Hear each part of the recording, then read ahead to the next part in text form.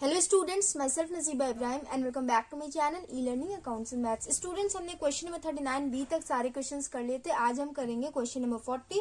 Question में लिखा हुआ है the balance sheets of X limited as at 31 March 2022 and 31 March 2021 were as follows.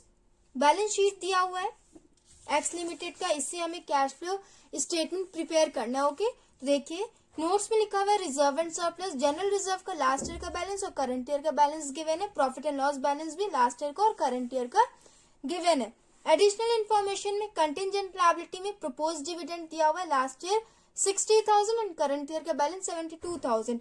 Point second, depreciation charge during the year on plant and machinery amounted to 80,000। Depreciation दिया हुआ है 80,000। Point third, machinery costing 80,000, book value 30,000 was sold at a loss of 40% on book value। बहुत ही ध्यान से वाला point आप लोग देखिएगा। इसका मतलब ये है कि जब इस मशीन को परचेज किया गया तब इसका कॉस्ट था 80,000। ओके, एंड आज के डेट में जिस ईयर में हम कैश फ्लो स्टेटमेंट प्रिपेयर कर रहे हैं उस डेट में मशीन का बुक वैल्यू है 30,000, मतलब मार्केट वैल्यू है 30,000। ओके, एंड उसे कंपनी ने बेचा है 40% के लॉस पे।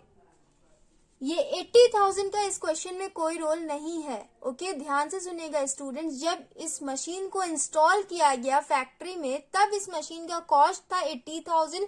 उसके बाद आज के डेट में मार्केट वैल्यू है इसका 30,000। 30,000 वाले मशीन को कंपनी ने 40% के लॉस पे सेल किया है। यहाँ पे मशीन की वैल्यू डिक्रीज हो गई है। कैसे डिक्रीज हुई है? तो उस पर डेप्रिसिएशन लगा होगा तभी वैल्यू डिक्रीज हुई है।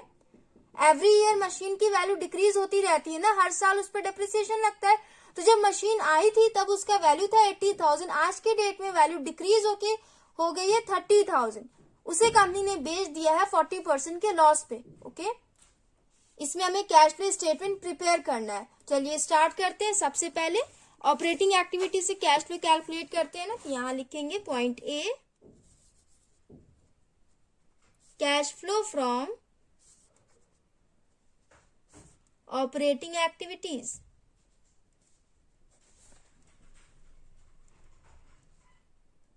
इसमें सबसे पहले नेट प्रॉफिट बिफोर टैक्स की एंट्री होती है। यहां लिखेंगे नेट प्रॉफिट बिफोर टैक्स। इसे कैलकुलेट करेंगे।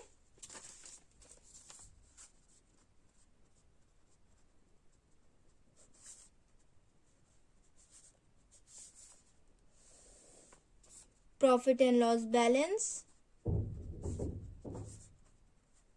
देखिए क्वेश्चन में, देखिए नोट्स में आपके रिजर्व एंड सरप्लस दिया हुआ है। इसमें सबसे पहले लिखा हुआ है जनरल रिजर्व एंड उसके बाद profit and loss balance. Profit and loss balance में देखिए लास्ट ईयर कंपनी को प्रॉफिट हुआ था 1,80,000। करंट ईयर कंपनी को प्रॉफिट हुआ 2,90,000। तो current year minus previous year करते हैं ना, तो 2,90,000 माइनस 1,80,000 कितना हो जाएगा? 2,90,000 माइनस 1,80,000 हो जाएगा 1,10,000। उसके बाद स्टूडेंट जनरल रिजर्व भी दिया हुआ है। तो लास्ट ईयर जनरल रिजर्व का बैलेंस शो कर रहा है 4 lakh. Current year balance increase होके 4,50,000 हो गया। मतलब करंट ईयर में कंपनी ने प्रॉफिट से निकाल के रिजर्व में ट्रांसफर किया होगा 50,000। तो इस 50,000 को हम वापस से नेट प्रॉफिट में ऐड करेंगे। यहां लिखेंगे जनरल रिजर्व 50,000। उसके बाद डिविडेंड को ऐड करते हैं ना, तो प्रोपोज डिविडेंड गिवन है ना आपके क्वेश्चन में।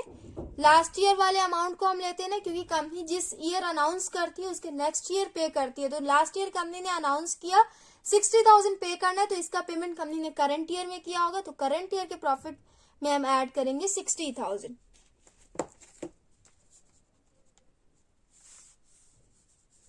प्रोपोज्ड डिविडेंड 60,000 हो गया।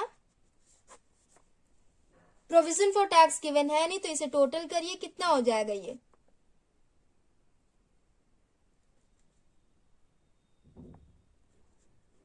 हो गया 2,20,000। तो यहां लिखेंगे 2,20,000। उसके बाद स्टूडेंट्स नॉन कैश आइटम का एडजस्टमेंट करते हैं ना, तो वो लिख लेंगे adjustments of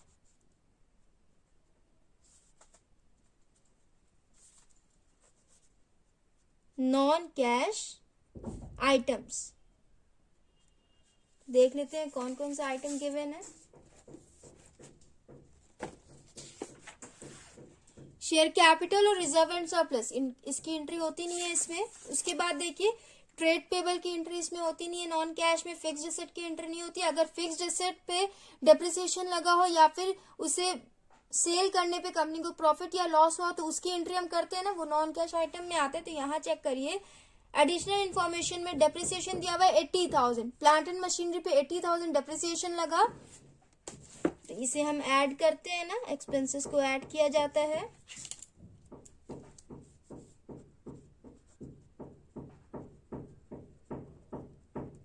$80,000।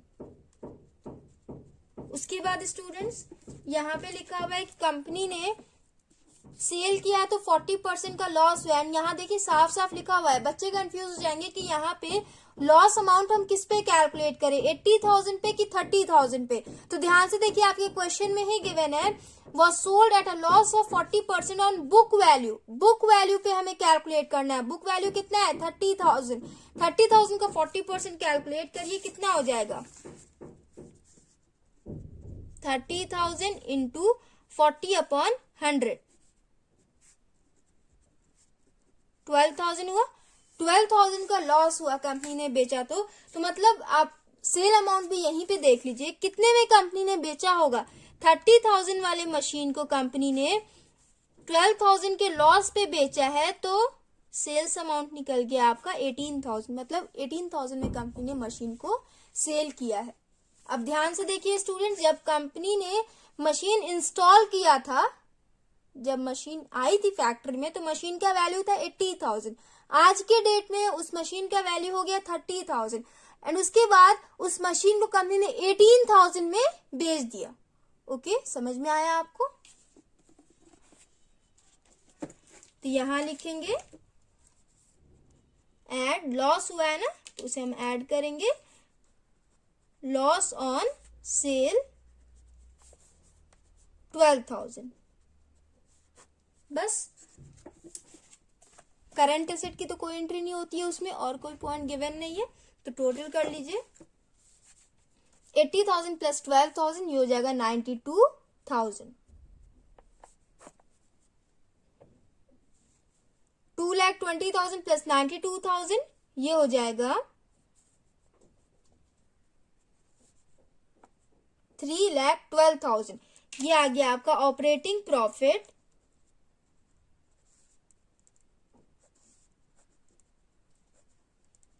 Before working capital changes.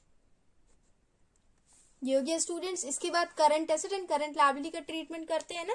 देखिए करंट लायबिलिटी में देखिए ट्रेड पेबल दिया हुआ है, लास्ट ईयर वैल्यू था 2,10,000, करंट ईयर वैल्यू इंक्रीज होकर 2,72,000 हो गई। तो जब भी वैल्यू इंक्रीज होती है तो उसे हम ऐड करते हैं ना, कितने से वैल्यू इंक्रीज हुई है 2,72,000 माइनस 2,10,000, 62,000 से वैल्यू इंक्रीज हुई है। तो यहां लिखेंगे ऐड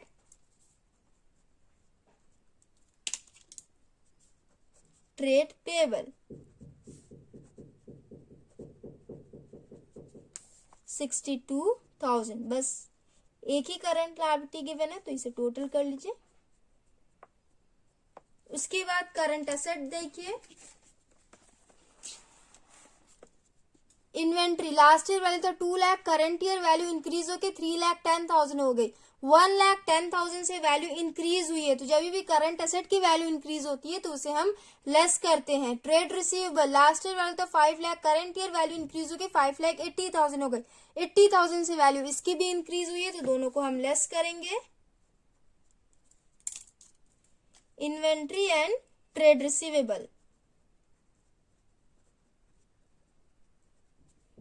इन्वेंट्री का 1,10,000 से वैल्यू इंक्रीज हुआ था तो ये हो जाएगा 1,10,000। इसके बाद trade receivable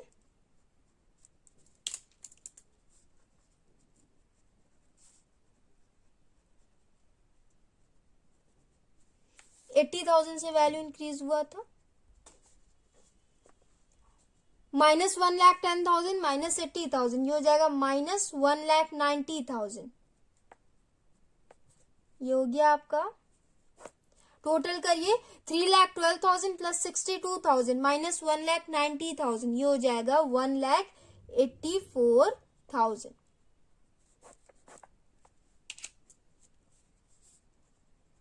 cash flow from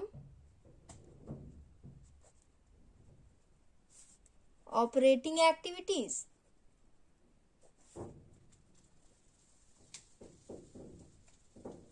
ये हो गया। आंसर चेक करेंगे, यहाँ लिखा हुआ है cash from operating activities 1,84,000। Okay students, उसके बाद देखिए इन्वेस्टिंग एक्टिविटीज से हम कैश फ्लो कैलकुलेट करेंगे, तो यहाँ हो जाएगा point B, cash flow from investing activities.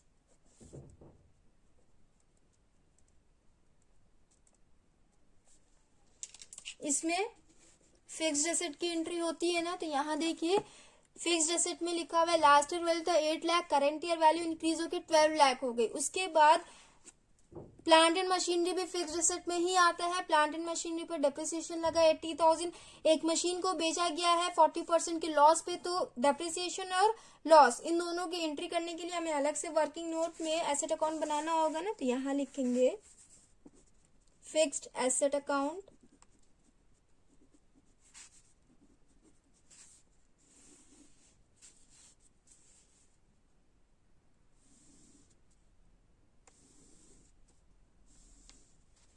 To balance BD by balance CD. Opening balance कितना है 8 लाख, यहां लिखेंगे 8 लाख। क्लोजिंग बैलेंस है 12 लाख, तो ये हो जाएगा 12 लाख। ये दोनों हो गया। इसके बाद प्लांट एंड मशीनरी का डेप्रिसिएशन अमाउंट दिया हुआ है 80,000, तो यहां लिखेंगे बाई डेप्रिसिएशन 80,000। उसके बाद स्टूडेंट्स 30,000 वाले मशीन कंपनी ने बेचा है, तो यहाँ देखिए मैंने ऑलरेडी कैलकुलेट कर रखा था। 12,000 के लॉस पे बेचा है, तो यहाँ हो जाएगा by loss on sale 12,000। Sales amount भी मैंने ऑलरेडी कैलकुलेट कर रखा है 18,000, तो यहाँ हो जाएगा बाई बैंक 18,000। ये हो गया। बस इतनी आइटम्स की एंट्री होती है ना, और कोई पॉइंट तो है नहीं। ये कॉस्ट अमाउंट की कोई एंट्री नहीं होगी। जब मशीन इंस्टॉल हुआ था उस टाइम में इसका वैल्यू था 80,000। ओके, तो यहाँ पे इसकी कोई एंट्री नहीं होगी। अब टोटल करेंगे 12 लाख प्लस 80,000 प्लस 12,000 प्लस 18,000, ये हो जाएगा 13,10,000। 13,10,000 माइनस 8 लाख, ये हो जाएगा 5,10,000। ये हो जाएगा टू बैंक, ब्रैकेट में हो जाएगा परचेज। परचेज अमाउंट आया 5,10,000, यहां लिखेंगे परचेज ऑफ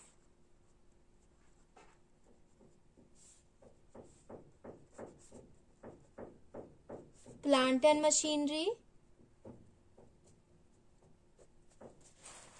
5,10,000 कंपनी ने परचेज किया, तो आउटफ्लो हुआ होगा, तो ये हो जाएगा ब्रैकेट में 5,10,000। ओके स्टूडेंट्स, इसकी बात देखिए यहाँ पे कंपनी ने 18,000 का मशीन सेल भी किया है, तो सेल्स की भी एंट्री हम इसमें करते हैं ना, तो यहाँ हो जाएगा सेल्स ऑफ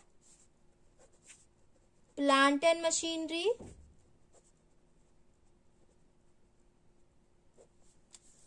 18,000 में कंपनी ने बेचा है। बस इन्हीं दोनों पॉइंट्स की एंट्रीज होंगी।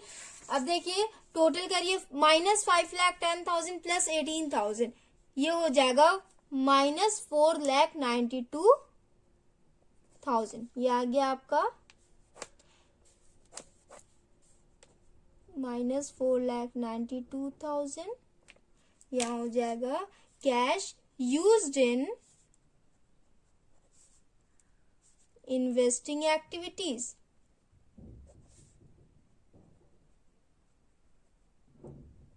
हो गया स्टूडेंट्स। इसके बाद हम फाइनेंसिंग एक्टिविटी से कैश फ्लो कैलकुलेट करेंगे, तो ये हो जाएगा point C, cash flow from financing activities. तो इसमें देखिए सबसे पहले शेयर कैपिटल की एंट्री होती है ना, तो यहाँ लिखा हुआ है शेयर कैपिटल में लास्ट ईयर वैल्यू था 12 lakh, current year value increase होकर 14 लाख हो गए। शेयर कैपिटल का वैल्यू इंक्रीज हुआ है, इसका मतलब कंपनी ने शेयर्स इश्यू किया है, 2 लाख का शेयर्स कंपनी ने इश्यू किया है। तो यहाँ लिखेंगे इश्यू ऑफ शेयर्स,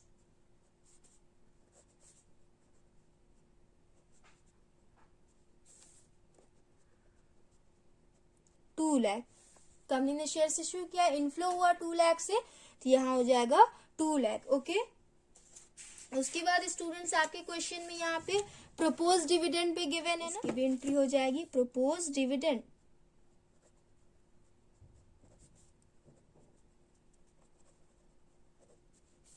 पेमेंट हुआ है तो ये हो जाएगा ब्रैकेट में 60,000। और कोई पॉइंट्स की एंट्री नहीं होगी। एक बार फिर से बैलेंस शीट चेक कर लेते हैं। शेयर कैपिटल की एंट्री हमने कर ली है, रिजर्व एंड सरप्लस की एंट्री इसमें नहीं होती है, ट्रेड पेबल करंट लायबिलिटी होता है, फिक्स्ड एसेट की एंट्री हमने इन्वेस्टिंग में की है, बाकी इन सब की इन्वेंट्री और ट्रेड रिसीवेबल की एंट्री हमने ऑपरेटिंग में की है। बस एक बचा आपका कैश एंड कैश इक्विवेलेंट्स, तो उसकी एंट्री एंड में करते हैं। तो यहाँ पे पहले हम टोटल कर ले, 2 लाख माइनस 60,000 ये हो जाएगा 1,40,000।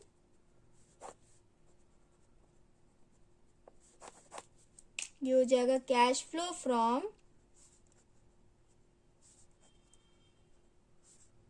Financing activities.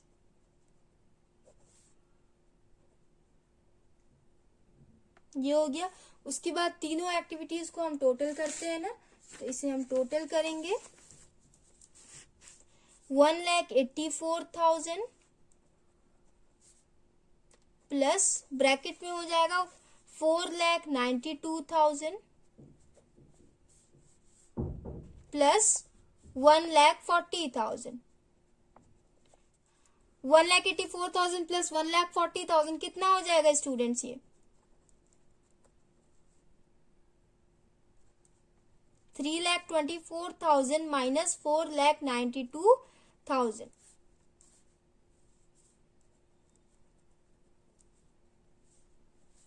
ये हो जाएगा माइनस में माइनस 1,68,000। नेगेटिव बैलेंस आया तो यहां हो जाएगा net decrease in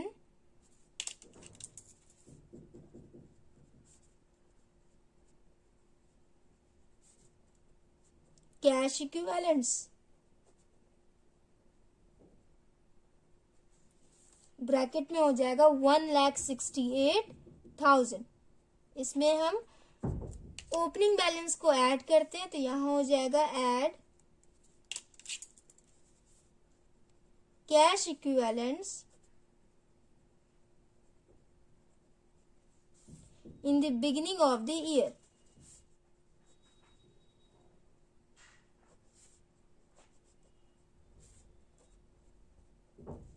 opening balance कितना दिया हुआ है? 4,90,000। 4,90,000 को हम ऐड करेंगे, यहां हो जाएगा 4,90,000। 4,90,000 माइनस 1,68,000 ये हो जाएगा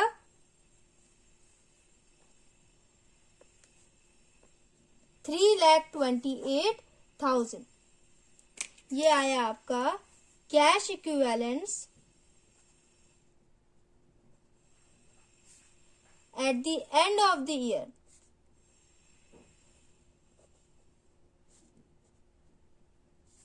यहाँ क्लोजिंग बैलेंस आप लोग चेक करिए, 3,22,000 आया है। यहाँ पे भी हमारा 3,22,000 आ गया। सो स्टूडेंट्स, हमने क्वेश्चन नंबर 40 कंप्लीट कर लिया। काफी इजी क्वेश्चन था। नेक्स्ट वीडियो में हम नेक्स्ट क्वेश्चंस करेंगे। So if you like video then please like share comment and do subscribe my channel. Thanks for watching.